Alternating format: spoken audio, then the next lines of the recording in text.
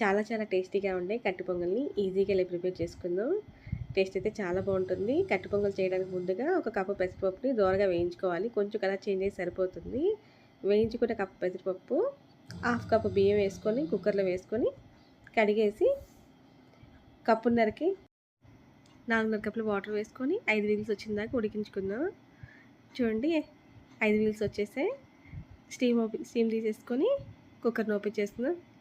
సరిపడిన salt వేసుకొని mix చేసుకొని పోపు పెట్టుకుందాం. 2 టీ స్పూన్ల గీ వేడి చేసుకొని ఎండుమిర్చి, 1 స్పూన్ మిరియాలు, 1 స్పూన్ జీలకర్ర, ఒక గుప్పుడు కాజు వేసుకొని దూరగా వేయించుకుందాం.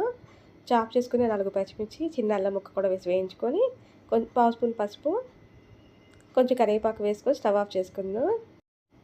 ఈ పోపుని ముందుగానే ఉడిపించి పెట్టుకున్నాం కదా పెసరపప్పు రైస్, దాంట్లో యాడ్ చేసుకొని మొత్తం మిక్స్ చేసుకొని సర్వ్ చేసుకుందాం. ఎంతో టేస్టీగా ఉండి కట్టు పొంగలి రెడీ. మీరు కూడా ఒకసారి ట్రై చేసి